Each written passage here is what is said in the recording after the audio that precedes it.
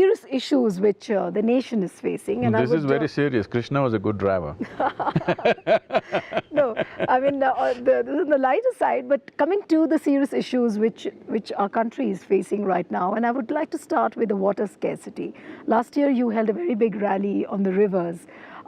How far it has progressed, I would like to know on that. And then I'll come to you about the water scarcity which the country is facing. See, water scarcity in the country is far more dire than most people understand and we would like to admit. It's far more serious. Unfortunately, we're just going on as if some miracle will happen. No, miracle won't happen. But we can turn it around, we can perform the miracle if all of us are committed to it. About Rally for Rivers, as you know, it gathered 162 million people supporting the movement, which is a never-before thing in India, that so many people stood up. So why such a thing happened? Because it's been on everybody's minds. Everybody knows that something needs to be done, but it just… they needed a fool to… who is to bell the cat? You understand? You need a fool to bell the cat, so here I am. But talking to you about this recent report of Niti Ayog which came in and which said that in the next 2 years, some 11 urban cities will really be facing a very big problem as far as water scarcity is concerned. How do you tackle this issue? Of course, the government is working on it, but things don't somehow seem to be very visible. We must fundamentally understand this. There is no magic wand solution. What is our basic situation? We must understand this. We have precipitation in this country, largely during monsoon times. Our rainfall is approximately 45 to 50 days per year.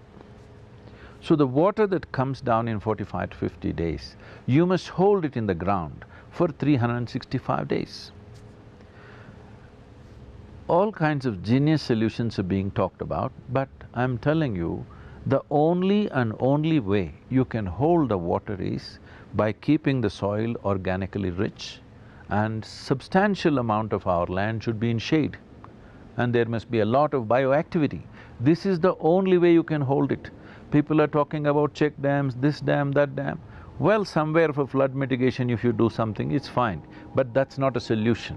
You cannot hold water by building dams. Just to give you what we have done, Ganga basin, for example, because Ganga is in everybody's mind, it accounts for 25% of India's geography and 33% of India's agricultural activity. But in the last 50 years, we have removed 94% of tree cover. What is the plan? Looks like we don't want to run the nation. But Sadhguru, this of course is leading to a very serious environmental problem as well. But how do you really balance the environment and the developmental activities? See, they're not against each other. No, No, they're not against each other. This is the fundamental of Rally for Rivers. Economy versus ecology. If you go like this, economy will win anyway.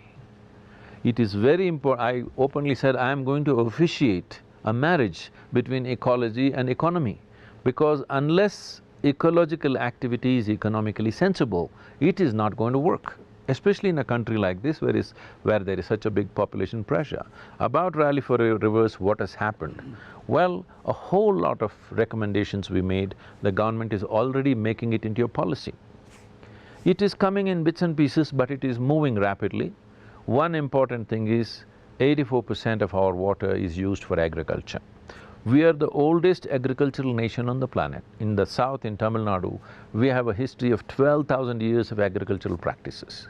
But we are still farming as we did 1,000 years ago.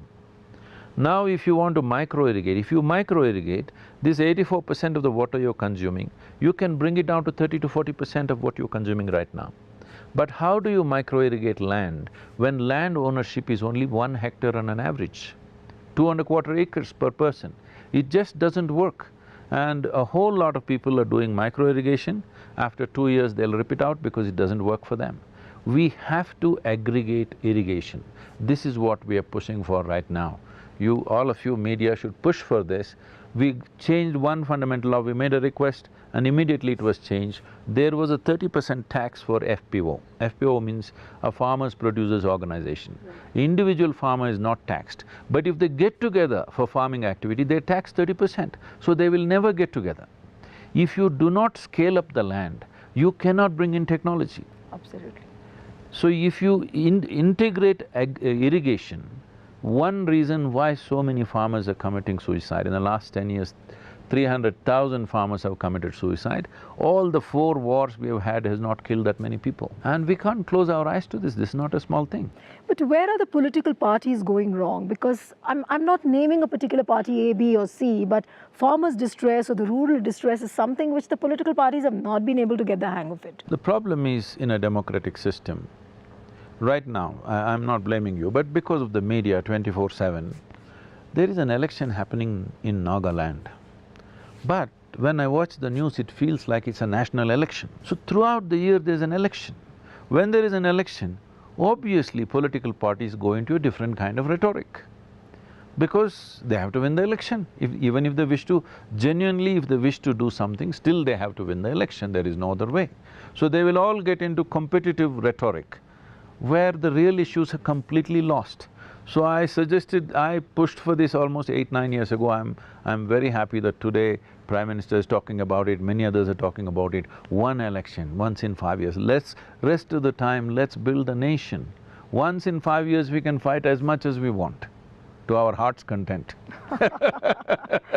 But rest of the time, there are things to do in the country. Still 500 million people have not eaten properly. Absolutely. You just spoke, Sadhguru, about elections, and these days we see that a lot of religious gurus have started playing an active role in elections. But there is also a feeling that why should religious gurus get into the electoral process? Why should they campaign? Why should they endorse for a particular party?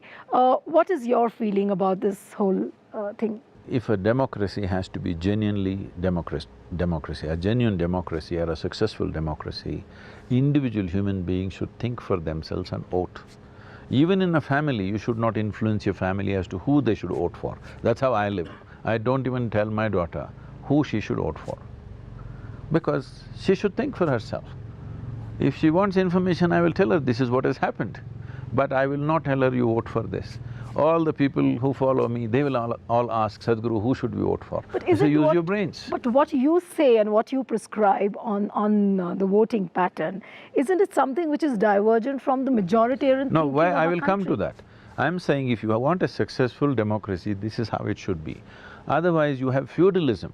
Anybody who does en masse voting, whether because you're a religious guru or a spiritual guru or you belong to this community or that community, once en masse voting happens, you're practicing feudalism in the form of democracy. This is not a positive story. But often there are reports that, a particular religious guru or a Baba has about 5 lakh followers, and the political parties or the leaders don't want to annoy him at all because they carry a huge vote bank for themselves. I have given up that advantage by saying this because I will never tell people to whom to vote for. But it's for people to evaluate, not vote emotionally. See, first of all, voting on the basis of caste, religion and even party, that you are stuck in one party, is feudalism. Every time, 5 years you must evaluate what have they done. Have they done good for the country? Yes, bring them back. They have not done good for the country, take them out. This is democracy. If you vote on party lines, caste lines, religious lines, this means you're bringing back feudalism. You can as well have monarchy. Why all this trouble of election? Absolutely. If you look at the current political narrative, the general elections are not far away, but the narrative which is evolving is more not developmental, though Prime Minister Narendra Modi keeps talking about the development politics, the politics of performance. But despite that, we see the regional parties, the smaller parties, they are involved into very myopic issues. For example, they talk more about ideology, it's about secularism versus communalism, and a whole lot of other XYZ issues. See, unfortunately, they're able to create a certain emotion about small local issues which are of no consequence for the nation. Those issues should not even exist. But unfortunately, local issues become an emotional process and people are using that. This is why I'm saying, if you have only one election, people have more time to think and evaluate. Every 2 months an election is happening, something. A by-election is happening, it looks like a national election on the television. That's true. So this has to change because in a country like India, where our economics are not great for 1.3 billion people, we don't have a great economic output. In a country like India, which is striving to develop, too much rhetoric is not going to work for us. We will waste our time. A whole lot of people seem to be filling their bellies just by talking. It's time we do something. This is our time. In the next 10, 15 years' time, if we genuinely don't turn the economy around in a big way, we might have missed the bus, because in the world many things will change. The advantages we have right now of a youthful population and a certain placement, all this will be lost. Right. But when you talk about the economic empowerment, the economic development of the country, you also have a country like US which is talking about protectionism, America first, and it does have a ripple effect on other developing nations. Let us not get carried away by local political rhetoric of that country. In every country, every government thinks, in India, Indian government must think India first. Tell me, hello? That's true. Our Prime Minister should talk India first. He may not use the term, but everybody is working as India first. There they're working America first. So they use America first to win an election. Let's not get carried away by that. But before we wind up the interview, we talk about the modern day parenting, which is becoming a very big challenge, because with both the husband and the wife working, the children left home alone, and they just rely on the gadgets and all the technology which is available at hand. This is a very, very serious issue which is facing the society, especially in India at the moment, and of course in the Western countries as well. How do the modern day parents actually face this problem, and how do they really tackle this whole issue? Don't say modern day, I think westernized parents. Okay. Why I'm saying this is, see, before we break any social structure, we must have a better structure ready. We break one structure without any clue, what are we going to do with the problems that arise? Any structure, however bad a structure is, some structure will be working, all right? Every structure will be working in a society at some level. If you break that, what is the alternate structure? Can the whole population make this trapeze bar jump? No, a whole lot of them will fall down. Some will jump successfully, rest will not jump. So when changes happen, if it's more organized and there is more consultation and all these things, it would be better. But that has not happened. Well, in Western countries, they have all kinds of babysitting arrangements, which you don't have here. So if we've brought in this thing that both man and woman will work today, so having children becomes a huge problem. At least till they're 5, 6 years of age, if they don't have that fundamental care, I don't think they grow up very well. And we have had the luxury of our mothers being there all the time. The value of that, I don't think you can ever evaluate that in economic value. Well, she did not earn a rupee, but the value of her life in our lives is immense. So, we have to not simply follow the West, because they're suffering immensely in the West. We don't have to go the same way. This does not mean women should not work. They should work, but we could do this in a more gentle way. We can do variety. See, today work is not necessarily all physical outside.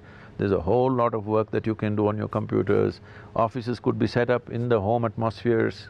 It is very much possible. But despite all these support systems which you're talking about, isn't our society also heading towards a westernized culture? Like, for example, children or the teenagers having sex at a very early age, and this is something which has already started in India as well. See, one solution we are looking at is, I'm trying to push this concept of a one building city. Here there are offices, homes, schools, shopping, everything. And people work there, especially women. If they work there, if they have children, they can, stagger their times in so many different ways.